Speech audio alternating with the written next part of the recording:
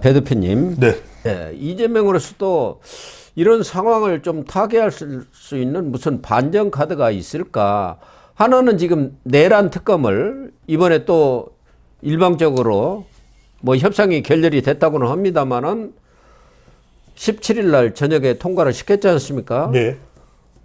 그런데 사실은 이 내란 특검을 왜 하는지 모르겠어요. 이미 그러니까요. 다 관련자들 수사하고 수사해갖고 재판까지 받고 있는데 그러니까요. 그것도 112억이나 들었어요. 하도 또 여론에 또 외국에서 미국에서까지도 비판을 하니까 외환 유치 내란 선동죄는 뺐더라고요. 그리고 뭐 수사 대상도 11개에서 6개로 줄이고 수사 기간도 130일에서 100일이지만 이거 한 석 달 하면은 대선까지 하는 거예요, 계속. 제가 말씀드릴게요. 고 박사님, 이게 뭐냐면 이른바 프레임입니다. 네. 정치는 지금 이념에서 제일 중요한 전략은 이념을 가지고 있는 세력들이 제일 중요한 프레임 전략이 왜? 8년 전에 보셨잖아요.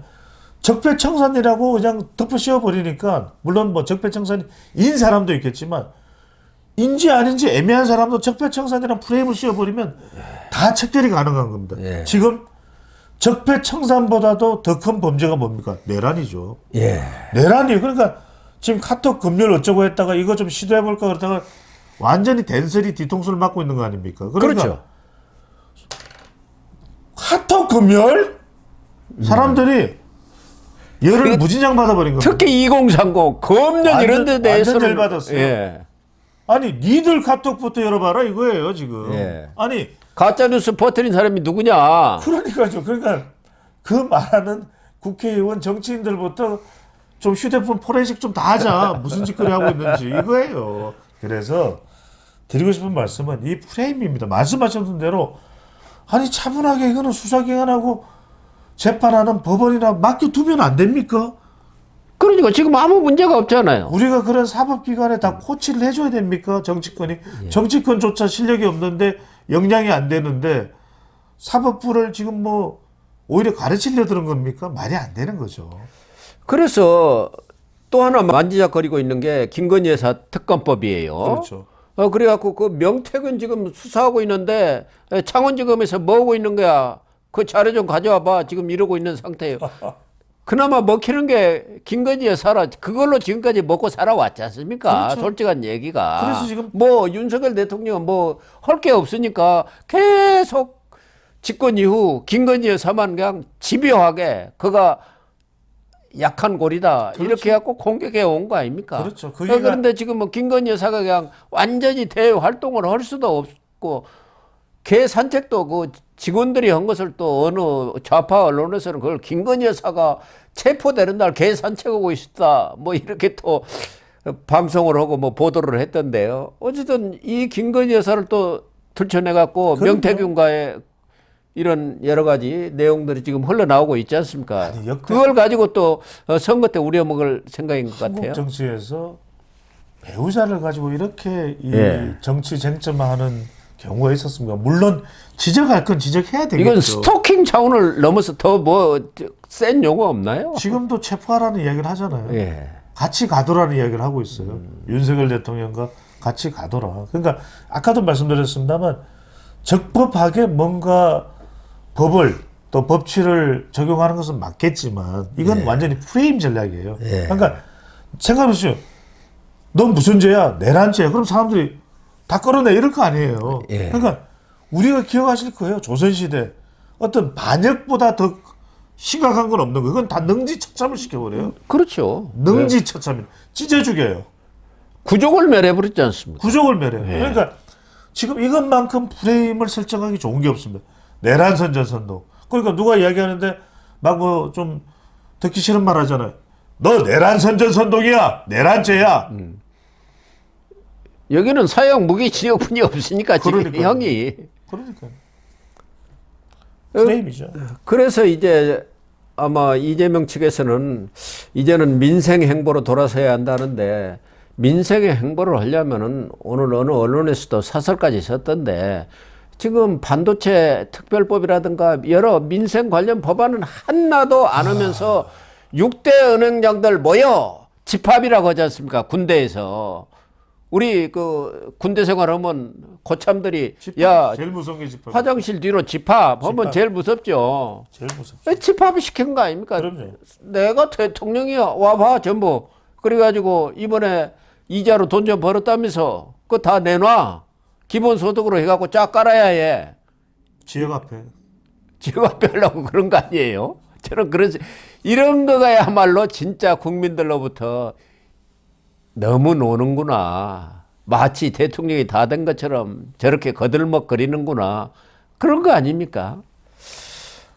또 하나는 앞서도 잠깐 언급한 대로 이재명은 현재 이 심판 시계는 그냥 초고속으로 돌리려고 하고 있지 않습니까? 그렇죠. 거기다 헌재도 어떻게 된 건지 이 민주당의 그런 보조를 좀 맞추는 듯한 의구심을 지금 사고 있는데 그래서 지금 2월 달까지 또 3회 그 변론 기일을 추가해 갖고 지금 8회를 잡아놨어요.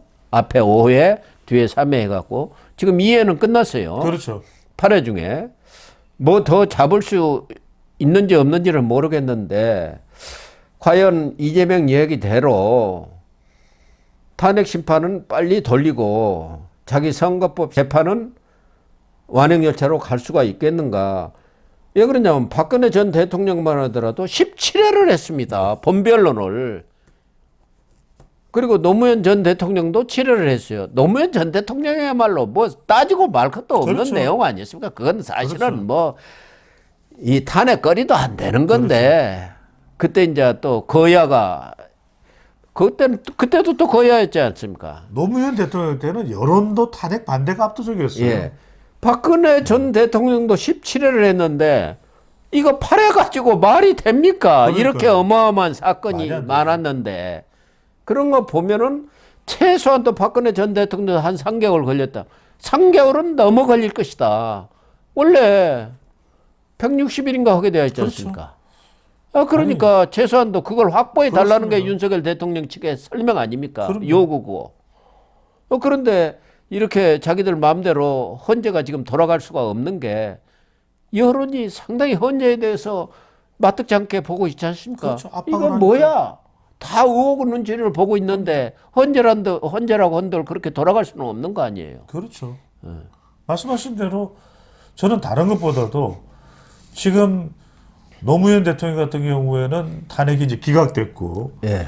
박근혜 대통령은 파면됐습니다. 박근혜 대통령 때의 내용을 봐도 사실은 더 초점이 맞춰진 건 최순실이라는 인물이거든요. 예. 그렇다면 그거는 오히려 저는 그렇게도 오랫동안 시간이 걸릴 일도 아니었다고 봐요. 예. 그렇다면 중요한 것은 지금 윤석열 대통령은 비상계엄 선포를 통치행위로 보는 대통령, 또 이것을 극단적으로 내란으로 보는 또 국회 탄핵 소추단. 이건 굉장히 중요한 이야기예요. 예. 그리고 이것이 수사에도 미치는 영향도 매우 클 수밖에 없거든요. 그리고 아까도 말씀드린 게 프레임하고도 작동되기 때문에 저는 적어도 지금 정인이 몇 사람이고 군 다 관련이 돼 있죠. 국무위원들도 다 관련이 다 관련돼 있죠. 있죠. 이게 적어도 저는 한 30회는 해야 돼요. 그렇습니다. 왜 그런 말씀을 드리냐면 박근혜 전 대통령의 배는 해야죠. 하나하나 사안들을 나누어 보면은 적어도 30개 이상이 나와요. 예. 소 아이템이. 그런데도 불구하고 저는 헌법재판소가 물론 사실은 그렇지 않기를 바라지만 상당히 정치적인 압박을 받고 있는 것 아닌가라는 생각을 안 할 수가 없습니다. 왜냐하면 헌법재판소는 지금 동일한 거기 때문에 엄청난 압박을 받을 수밖에 없지만 지금 이재명 대표의 재판은 받는 피의자가 재판을 지연하려고 하면 예. 이건 뭐 어쩔 도리가 없는 거예요. 그렇지 않습니까? 그러니까 성남 FC, 대장동, 백현동 이 병합되어 있는 사건에 대해서 나와서 나 국회 출석해야 됩니다. 본회의 가야 됩니다. 이러니까 바로 법원에서도 허가해 줍니다. 지금 또 탄핵 전국에서 국회 다수당의 대표예요. 그거 법원에서 거부하기 힘들지 않습니까? 근데 헌법재판소는 지금 일사천리로 불출석하든 말든 물론 그게 헌법재판소법에 나와 있다고는 하지만 지금 일사천리로 진행이 되고 있어요. 그러나 이재명으로서는 헌법재판소가 자기 뜻대로 지금 움직여 줄 것으로 예상을 하고 있는지는 모르지만 워낙 여론에 또 국민들의 감시 눈초리가 그럼요. 아주 번득이고 있는 이런 상황이기 때문에 헌재도 여론의 눈치를 보지 맞습니다. 않을 수가. 더군다나 거기에 윤석열 대통령이라든가 국민의힘 지지율이 민주당을 넘어서고 있지 않습니까? 그렇죠. 만약에 대선이 이루어진다고 하더라도 지금으로서는 예측 불허 상황이란 맞습니다. 말이에요. 8년 전하고 어떻게 달라요. 보면 동일한 선상에 기울어진 운동장에서 이제는 평평한 선상에 서 있기 때문에 아무도 예측을 못하는 그런 그렇죠. 상황인데 헌재도 눈치를 안 볼 수가 없는 거 아닙니까? 이게 8년 전하고는 다르죠. 여론도요. 네. 더군다나 이 선거법 항소심도 최은정 재판장을 비롯해서 재판부가 이거 새로운 건을 안 받겠다. 네. 신건 예. 그러니까 새로운 사건 예. 배당 중지 명령을 그럼요. 내렸지 않습니까? 그 항소심 재판부에서 맞습니다. 요청을 해가지고 집중하라 이야기죠. 예, 속도를 이것만 내라 아주 이야기죠. 집중으로 하겠다는 그렇죠. 거고 재판부도 이거 2월 중에 거의 끝내겠다. 그래서 2월 말 늦어도 3월 초까지는 선고를 내리겠다. 사실 뭐 쟁점이라는 게 없고 증인을 부를 것도 없다. 이건 그렇죠. 1심에서 2년 2개월을 하면서 부를 사람 다 불렀고 쟁점 다 토론이 됐기 때문에 할 게 없다는 거예요. 그러니까 그 이전까지는 윤석열 대통령에 대한 어떤 체포 뭐 이런 게 없었기 때문에 탄핵 심판이 없었기 때문에 이재명 혼자 침대 축구를 해도 아유 뭐 그러는 모양이다 했는데 지금은 모든 언론이 이재명 너는 지금 이러고 있지 않습니까? 네 선거법부터 제대로 해라. 아니 근데 다른 것 떠나서 고 박사님 말이 안 되지 않습니까? 이 공직선거법 위반이 언제 선거입니까? 2022년 대선이에요. 예. 2020 지금 5년입니다. 말이 됩니까? 그러면 다른 사람에 대한 공직선거법 위반이 이렇게 시간이 걸린 적이 있습니까? 말이 안 되는 거죠. 오죽했으면 조희대 대법원장이 633이라고 그랬어요. 예. 근데 633 원칙이 아무리 강제 규정은 아니더라도 말이 안 되지 않습니까? 그러면은 일반 선거에 나갔던 사람, 자치단체장 나갔던 사람 이렇게 시간 줍니까? 말이 안 되잖아요. 그래서 어떻게 보면은 이재명한테는 이제 악재만 남은 거 아닌가 하는 생각도 드는데 이준교사 이 부분에 있어서도 항소심이 아주 빨리 진행이 될 것 같아요. 네. 김동연 부장판사 이 진보 좌파로 찍힌 판사 아닙니까? 이 사람이라 되니까 무죄를 내렸지. 대부분의 법조인들은 이건 말도 안 된다는 거 아닙니까? 무죄는.